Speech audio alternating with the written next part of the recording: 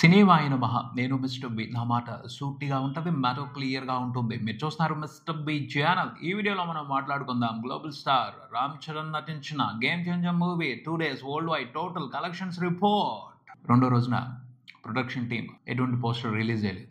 రెండో రోజున సినిమా ప్రపంచవ్యాప్తంగా ఎంత నెంబర్ కలెక్షన్స్ వసూలు చేసిందన్న విషయాన్ని తెలియజేస్తూ పోస్టర్ రిలీజ్ చేయలేదు. అలా రిలీజ్ చేయకపోవడాన్ని ఏ విధంగా తీసుకోవాలి అంటే ఏం చేశారు? ఫస్ట్ రోజున అంత పెద్ద నెంబర్తో పోస్టర్ బయటకు వదిలి ఏం చేశారని Ram Charan fans, movie lovers, అలాగే ట్రేడ్ ఎక్స్పర్ట్స్ అర్థం చేసుకోవాలి. నిజంగా అంత పెద్ద నెంబర్తో పోస్టర్ వదిలి కొంచెం సిచ్యువేషన్ని కాంప్లికేట్ చేశారనే మాట్లాడాలి. ఎక్కువ నెగిటివిటీ స్ప్రెడ్ అయ్యేలా చేశారు. అవసరానికి మించి నెగిటివిటీ స్ప్రెడ్ అయ్యింది. రెచ్చగొట్టినట్టు అయింది యాంటీస్ని. వాళ్ళందరూ ఇంకా బాగా రెచ్చిపోయి దారుణంగా ట్రోల్ చేసి సినిమా మీద కొంచెం కాకపోతే కొంచెం అన్నా ఉన్న ఆసక్తిని మొత్తం స్పాయిల్ చేసేలాగా చేశారు. నిజంగా ఎవరిదో కానీ ఆ ప్లాన్ చాలా దారుణమైన ప్లాన్. కొంచెం కాకపోతే కొంచెమైనా అవకాశం ఉండేది ఫ్యాన్స్ డిఫెండ్ చేయడానికి, ప్రొడక్షన్ టీం డిఫెండ్ చేయడానికి, సినిమాని నిలబెట్టుకోవడానికి, ప్రమోషన్ చేసుకోవడానికి మంచి అవకాశం ఉండేది. ఇప్పుడు సైలెంట్ అయిపోయారు. కంప్లీట్గా కామ్ అయిపోయారు. మాట్లాడట్లేదు సినిమా గురించి. ఏదో ట్విట్టర్లోనూ అక్కడక్కడ పోస్టర్స్ వదులుతున్నారు, చిన్న చిన్న అప్డేట్స్ పెడుతున్నారు. అంతే తప్పించి బలంగా సినిమా మీద ఆసక్తిని పెంచే స్టేట్మెంట్స్ రావటం లేదు. కంప్లీట్గా సైలెంట్ అయిపోయారు. ఎందుకని? శనివారం నాడు రెస్పాన్స్ చాలా దారుణంగా ఉంది. రెండో రోజున ఊహించిన దానికంటే గట్టిగా కలెక్షన్స్లో డ్రాప్ కనిపించింది. 2 తెలుగు రాష్ట్రాల్లోనూ, ఓవర్సీస్లో కూడా, మిగతా స్టేట్స్లో కూడా. హిందీలో మాత్రం సర్ప్రైజింగ్ రన్ నడుస్తుంది గేమ్ చేంజర్ మూవీకి సంబంధించి. రెండో రోజున కూడా సినిమా ఇంట్రెస్టింగ్గా కలెక్షన్స్ హోల్డ్ చేసింది. ఆల్మోస్ట్ ఫస్ట్ రోజున ఎంతైతే నెట్ రిపోర్ట్ అయిందో హిందీ వరకు రెండో రోజున కూడా అంతే నెంబర్లో నెట్ రిపోర్ట్ అవటం విశేషం. హిందీ ఆడియన్స్ ఇంట్రెస్టెడ్గా ఉన్నారు సినిమా మీద.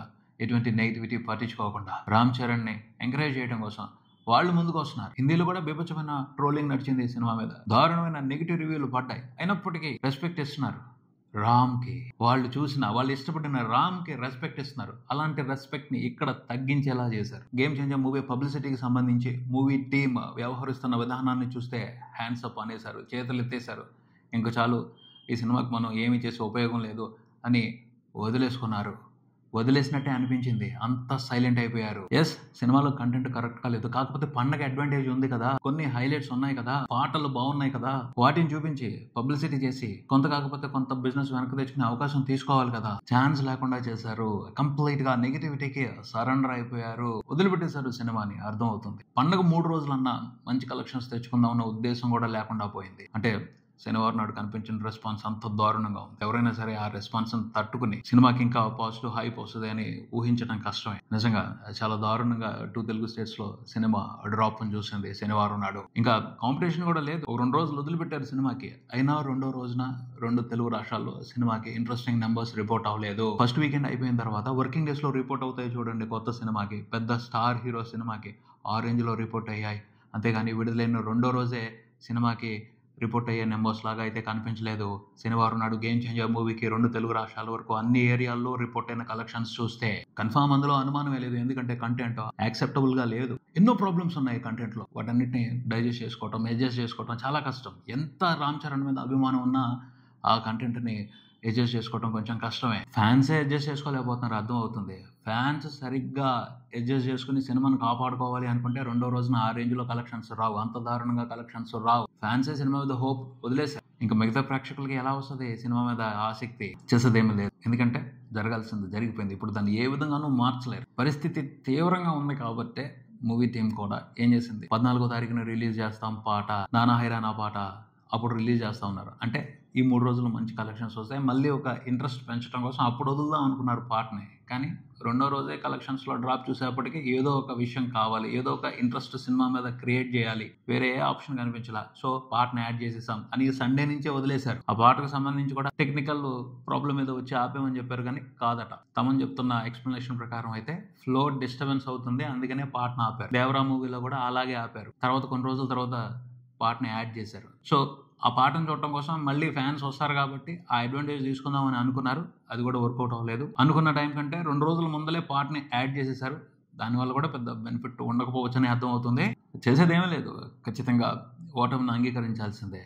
పోతే రామ్ చరణ్ ఒక ఫైటర్, ఖచ్చితంగా చాలా సాలిడ్గా, స్ట్రాంగ్గా, పొటెన్షియల్గా కంబ్యాక్ అవుతాడు. చాలా మంది హీరోలకి ఒక ఫ్యాంటసీ ఉంటుంది కొంతమంది డైరెక్టర్స్తో పని చేయాలి అని. గోవిందుడు అందరవాడు సినిమాని రామ్ చరణ్ కృష్ణవంశీ కోసం చేశాడు. ఆయనతో పని చేయాలని ఒకప్పుడు అందరూ అనుకునేవాళ్ళు. తెలుగు ఫిల్మ్ ఇండస్ట్రీలో ఉన్న హీరోలు అందరూ అనుకునేవాళ్ళు, కానీ కొంతమందికి అవకాశం దక్కేది. సో గర్వంగా ఫీల్ అయ్యాడు కృష్ణవంశీతో సినిమా చేయటాన్ని రామ్ చరణ్. అది కూడా యావరేజ్ రిజల్ట్ ఇచ్చింది. శంకర్ సార్తో వర్క్ చేయాలన్న ఆశ, ఆకాంక్ష కూడా అలాంటిది. చాలా మంది హీరోలకి అది ఒక డ్రీమ్, అది అందరికీ సాధ్యం కాలేదు. అవకాశం వచ్చింది రామ్ చరణ్కి, ఏం ఆలోచించకుండా తీసుకున్నాడు ఛాన్స్ ని. బట్ అది కూడా ఫెయిల్ అయింది, అది కూడా బ్యాక్ ఫైర్ అయింది. నో ప్రాబ్లం, కాకపోతే అదొక ఎక్స్పీరియన్స్ లా మిగిలిపోద్ది, అదొక మెమరీ లాగా మిగిలిపోద్ది. సినిమాకి బ్యాడ్ టాక్ వచ్చింది, రామ్ చరణ్ కి బ్యాడ్ టాక్ రాలా. రామ్ చరణ్ పర్ఫార్మెన్స్ గురించి, తను పోషించిన 2 పాత్రల గురించి చాలా గొప్పగా మాట్లాడుకుంటున్నారు. శంకర్ సార్ వర్క్ లోనే లోపం ఉంది, ఆయన పొటెన్షియలే తగ్గింది, ఆయన కాన్ఫిడెంట్ గా లేరు, కాన్ఫిడెంట్ గా ఈ సినిమాని తీయలేదు. సినిమా ఫెయిల్ అయితే ఫెయిల్ అయింది, కానీ కొన్ని విషయాలు మాత్రం బాగా బాధ పెడుతున్నాయి. ముఖ్యంగా అందరూ శంకర్ సార్ని ఆడిపోసుకుంటున్నారు. సినిమా హిట్ అయి ఉన్నట్టయితే వేరే రకంగా మాట్లాడేవాళ్ళు. సూపర్ బడ్జెట్ పెట్టాడు, శంకర్కి తెలిసినట్టు డబ్బులు ఖర్చు పెట్టి సినిమా తీయడం ఎవరికీ తెలియదు. క్వాలిటీ సూపర్ గా ఉంది, ఖర్చు పెట్టిన రూపాయికి వాల్యూ కనపడుతుంది స్క్రీన్ మీద. మనం టికెట్ కొనుక్కుని వెళ్ళిన డబ్బుకు కూడా కంప్లీట్ సాటిస్ఫాక్షన్ దొరికింది, అంత బాగా విజువల్స్ చూపించాడు అని మాట్లాడుకునేవాళ్ళు. బట్ సినిమా బాగోకపోయేప్పటికీ, కంటెంట్ కరెక్ట్ గా లేకపోయేప్పటికీ చాలా రకాలైన అబండాలు వేస్తున్నారు శంకర్ సార్ మీద. డబ్బులు నీళ్లలా ఖర్చు పెట్టాడు, వెనక ముందు చూసుకోకుండా ఖర్చు పెట్టాడు, 100 కోట్లు తీసుకెళ్లి బూడిదలో పోసాడు అని చాలా రకాలైన అబండాలు వేస్తున్నారు. పాపం అనిపిస్తుంది. ఇంతలా శంకర్ సార్ బ్లేమ్ అవుతారు, ఇలాంటి నిందలు ఆయన మోయాల్సి వస్తుంది అని నేనైతే ఎప్పుడు అనుకోలేదు, అసలు ఊహించలేదు కూడా. ఆయన ఒక లెజెండ్, ఎప్పుడు ఒక స్టెప్ ఎక్కుతూ ఇంకా పై స్థాయికి వెళ్ళిపోతారని అనుకోవడం జరిగింది. కానీ ఇలాంటి నిందలు మోయాల్సి వస్తుంది, ఇలాంటి అపవాదులు పడాల్సి వస్తుంది అని మాత్రం ఎప్పుడు అనుకోలేదు. కానీ bad luck, complete bad luck. అదే టైం మనుషుల్ని రకరకాలుగా టెస్ట్ చేస్తూ ఉంటది. శంకర్ సార్ బ్రాండ్ అది రిచ్ గా, గ్రాండ్ గా, ఇంట్రెస్టింగ్ ఎక్స్పీరియన్స్ ఇచ్చే విధంగా పాటలు తీయటం. సినిమా కోసం కూడా ఆయన ఎక్కువగానే ఖర్చు పెట్టిస్తాడు. కారణం ఏమిటంటే ఆడియన్స్ ని దృష్టిలో పెట్టుకునే ఖర్చు పెట్టిస్తాడు. ఆయనకి ఆనందం ఎక్కువే కాదు, టికెట్ కొనుక్కొచ్చే ఆడియన్స్ ఒక స్పెషల్ ఎక్స్పీరియన్స్ తీసుకోవాలన్న ఉద్దేశంతోనే ఆయన అంత ఖర్చు పెట్టిస్తారు. ఒక్కొక్కసారి క్యాలిక్యులేషన్స్ వర్కౌట్ అవ్వవు, సరిగ్గా కంటెంట్ కుదరదు, అయినా సరే ఆయన స్టైల్లో ఖర్చు పెట్టుకుంటానే వెళ్ళిపోతారు. అలాంటప్పుడు ఇలాంటి మాటలు పడాల్సి వస్తుంది. ఒకటే చెప్పొచ్చు, శంకర్ సార్ టేకింగ్ లో అయితే దమ్ము తగ్గలేదు. మంచి కథను ఎంచుకోవటం దగ్గరే, స్క్రీన్ ప్లేని ప్రాపర్గా ప్రిపేర్ చేసుకోవటం దగ్గరే మ్యాటర్ మొత్తం రివర్స్ అయిపోయింది. దాన్ని కొంచెం రిపేర్ చేసుకుని ఆయన కమ్బ్యాక్ అవుతే ఖచ్చితంగా మళ్ళీ బ్యాంగ్ ఇస్తారు, బ్లాక్ బస్టర్ సినిమాలు తీస్తారు, అందులో అనుమానమే లేదు. కాకపోతే రైట్ పర్సన్, రైట్ టీమ్ ఆయనకి సెట్ అవ్వాలి. సెట్ అవ్వకపోతే మాత్రం ఆయన ఇలాంటి దారుణమైన ఎక్స్పీరియన్స్లనే పదే చూడాల్సి వస్తుంది. ఇంకా గేమ్ చేంజర్ మూవీ కలెక్షన్స్ విషయానికి వస్తే, 2వ రోజున సినిమా 2 తెలుగు రాష్ట్రాల వరకు చూసుకుంటే 9 కోట్ల కంటే తక్కువ షేర్ చూసింది. 2 రాష్ట్రాల్లో కలిపి 9 కోట్ల కంటే తక్కువ షేర్ చూసింది. తెలంగాణలో చూసుకుంటే అరౌండ్ 3 కోట్లు మాత్రమే షేర్ కనిపించింది. ఆంధ్రప్రదేశ్ నుంచి ఒక 5.5 కోట్ల వరకు షేర్ కనిపించింది. ఫస్ట్ రోజున ట్రాకర్స్ లెక్క ప్రకారం మూవీ రిపోర్ట్ చేసిన షేర్ 40 కోట్ల వరకు ఉంది. 2వ రోజున 9 కోట్ల దగ్గరికి పడిపోయింది అంటే దారుణమైన డ్రాప్. సినిమాని తెలుగు ప్రేక్షకులు రిజెక్ట్ చేస్తున్నారని అర్థం చేసుకోవాలి. ఓవర్సీస్ లో కూడా కలెక్షన్స్ అంత ఇంప్రెసివ్ గా లేవు 2వ రోజున. హిందీలో మాత్రమే కొంచెం ఇంట్రెస్టింగ్ నెంబర్స్ పడ్డాయి. ఫస్ట్ రోజున నియర్లీ 9 కోట్ల నెట్ చూస్తే 2వ రోజున 8.5 కోట్ల నెట్ పడింది. టోటల్ 2 రోజుల కలెక్షన్ల నెట్ 17 కోట్లకు పైన ఉంది. ఇంట్రెస్టింగ్ గా పర్ఫామ్ చేస్తుంది. సండే ఇంకొంచెం పెద్ద నెంబర్ చూసే అవకాశం ఉంది అని అర్థం అవుతుంది. హిందీ ఆడియన్స్ బాగా రిసీవ్ చేసుకున్నారు, తెలుగు ఆడియన్స్ కంటే కూడా గేమ్ చేంజర్ మూవీని. ఇది ఈ సినిమా ఫెయిల్యూర్ లో ఒక పాజిటివ్ విషయం, కొంచెం ఆనందం కలిగించే విషయం. శనివారం నాడు అలాంటి పరిస్థితి కనిపించింది అంటే సండే ఇంకా మంచి కలెక్షన్స్ ఎక్స్పెక్ట్ చేయడం అత్యాశ అవుతుంది. ఎందుకంటే డాకో మహారాజ్ ఆల్రెడీ ఫీల్డ్ లోకి దిగాడు. గేమ్ చేంజర్ కంటే కొంచెం ఇంప్రెసివ్ పాజిటివ్ టాక్ తీసుకున్నాడు. ఆ పైన సినిమా మీద నెగిటివిటీ లేదు, టార్గెటెడ్ నెగిటివిటీ లేదు. గేమ్ చేంజర్ మూవీ మీద టార్గెట్ చేసి నెగిటివిటీని క్రియేట్ చేశారు. డాకు మహారాజ్ మూవీకి అలాంటి పరిస్థితి లేదు.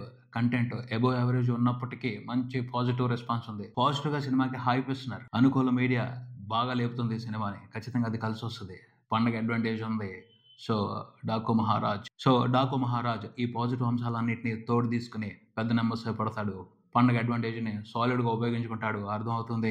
టైం అంతే, ఏం చేయలేం. పండగ సందర్భంలో 2-3 సినిమాలు పోటీ పడుతున్నాయి అంటే ఒక సినిమా బాగాలేదు, ఇంకో సినిమా దీనికంటే బాగుంది అన్న టాక్ వస్తే చాలు, ఆ సినిమాకి బోల్డంత అడ్వాంటేజ్ అవుద్ది. ప్రస్తుతం డాకు మహారాజ్ అలాంటి అడ్వాంటేజ్ తీసుకుంటుంది. రేపు సంక్రాంతికి వస్తున్న మూవీ వచ్చినా కూడా డాకు మహారాజుకి డోకా ఉండకపోవచ్చు. ఎందుకంటే ఇది మాస్ సినిమా, అది క్లాస్ సినిమా, మంచి ఎంటర్టైనర్ కామెడీ ఫిలిం. సో 2 సినిమాలని ఎంజాయ్ చేయడానికి ఆడియన్స్ ఛాన్స్ తీసుకుంటారు.